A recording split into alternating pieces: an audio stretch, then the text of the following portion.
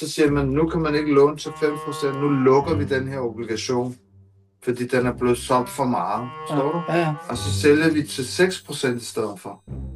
Forstår du? Ja.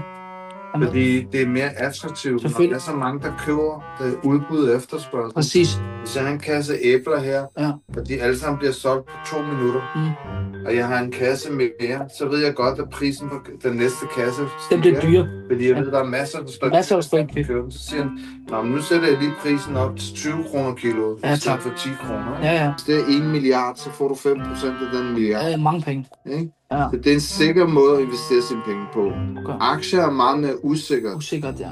Men man kan med aktier får du også meget højere afkast end obligationer. Det er det, jeg siger. Afkastet er lavt, når det er obligationer. Ja. Men for eksempel under finanskrisen, før finanskrisen, der investerede jeg i obligationer. Okay.